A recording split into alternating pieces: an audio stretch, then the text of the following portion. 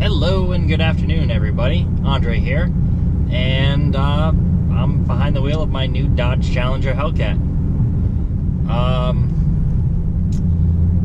I guess I just want to talk about why I chose a Hellcat over anything else. I was shopping a couple of different things. I looked at the Shelby GT350, I looked at the new Camaro ZL1, I looked at the Corvette Z06, and I was even looking at used Vipers, all kind of in the same price range, depending on, you know, whether you're picking new or used. But here I am. I've got a Dodge Challenger Hellcat. And I gotta say that probably the first thing that steered me this way was the fact that I traded my Challenger Scat Pack for it. And so the familiarity and just the fact that I liked the style of it. I liked the body style. I'm kind of an emotional shopper. I like to buy things that make me feel a certain way. You know, I don't look at specs so much and worry about what's faster or what's more powerful or what's, you know, I don't go down there and nitpick to, you know, tenths of a second or, you know, I don't get really nitty gritty into that. What I'm trying to say is that, you know, I look at this car and it makes me just feel something, as silly as that sounds, you know. It makes me feel like I want to listen to AC/DC, really, is kind of where, what that feeling is. But when I look at the Mustang or the Camaro, I'm just like, it's a nice car. Looks like fun. It doesn't have the same, you know, when I looked at my Challenger Hellcat and even my Scat Pack, I just was like, wow, something about it appealed to me. And I'm a big advocate that I think that you should buy what you like, period. And don't let anyone else tell you what you should or shouldn't buy. Just buy what you like and what you're going to be happy with. It's your money and it's your life. So, but so aside from, you know, just obviously the aesthetics appealing to me, it is a very powerful and fast car. I've been driving sports cars for a long time. I've been riding motorcycles for a long time. So it's there is definitely a fun factor there for me that I enjoy. Before anyone says anything about handling and it's a big fat car and everything else, you're absolutely right. I'm not even going to try to argue that. This thing does not handle like a Camaro ZL1 or a Corvette Z06 or a Shelby GT350. But you know what? I don't live near any good road courses, and I live in South Florida, where it's not uncommon to find a half-mile stretch of road. In fact, I'm on like the curviest road right now that I could possibly be on in this area. And it's not even that curvy, you know. I don't have any fun back roads to go play on. I have, for the most part, half-mile stretches. In fact, I'm about to make a left and get out on the island and go up a road called A1A, and it is unbearably straight for about 15 miles. So, yeah, a fantastic handling car would be awesome. I just didn't see the allure in an area where I have no curvy roads. But I will not disagree with anyone. This car is fat. This car definitely needs to go on a diet. I don't know if maybe a good vegan diet and a juice cleanse will take some pounds off this car. I don't know. But I'm happy with it the way that it is. I love it the way that it is. I've had this car for about 2 weeks now, and initial driving impressions are, I mean, there's not much I don't like about this car. And I'm an easy person to please, believe it or not. I look for the good in most things, so it's rare for me to really give a negative review about most anything, unless it's a Chevy Malibu or a Toyota Prius.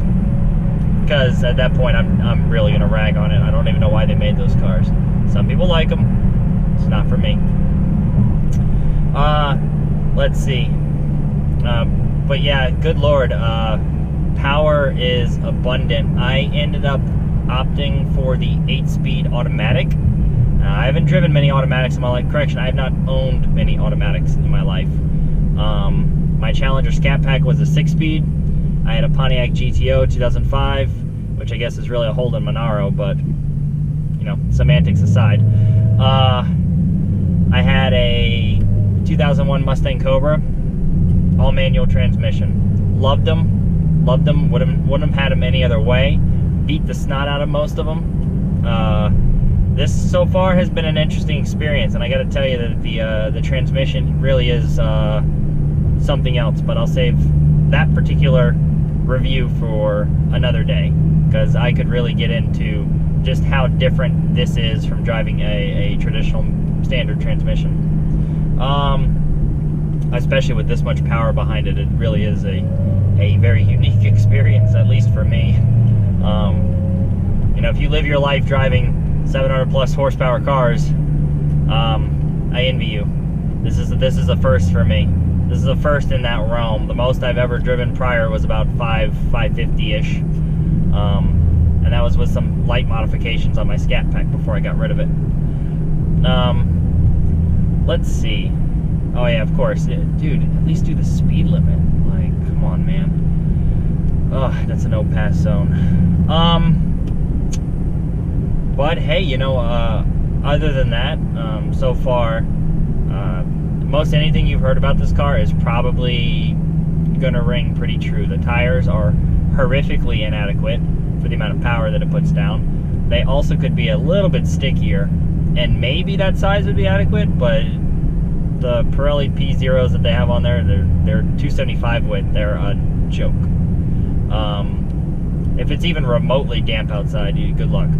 Good luck getting in any more than about a tenth into the throttle without them just spinning out. But just little, and you know, just little things about the car. You know, I personally like what Dodge did with the interior, 2015 and up, and that was another thing that steered me towards this car over its competitors, is I really felt comfortable in the interior. And that's not to say that the Camaro or the Mustang haven't done a better job. It's just that I feel more comfortable here. I'm also a little bit taller. I'm about 6'2". I fit pretty nicely in this. The Camaro might be a little bit more cramped for me, but it wasn't too bad. But this just, overall I feel more comfortable, especially given that this is my daily driver. And that was the biggest selling point, was what am I going to be happiest with every single day. But besides that, the gas mileage is probably about what you expect, but you also look at what you're driving, so there shouldn't be any surprises there. But all in all, hey, I bought this car for a variety of reasons, and so far, a couple weeks in, I love everything about it, except for that blind spot right there. That is the worst blind spot I think I've ever dealt with. But I'm used to that for my Scat Pack. At the very least, on this Hellcat, you get the driver assist packages where you get the little sensors in the side view mirrors. That's kind of neat. I'm not used to fancy technology like that. Ooh, I think we're in a pass zone. It's a little damp. Going for it.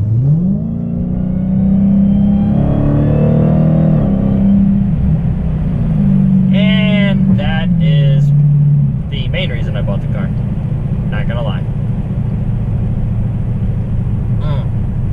Love this stuff. Well, guys, hey, that's it for today.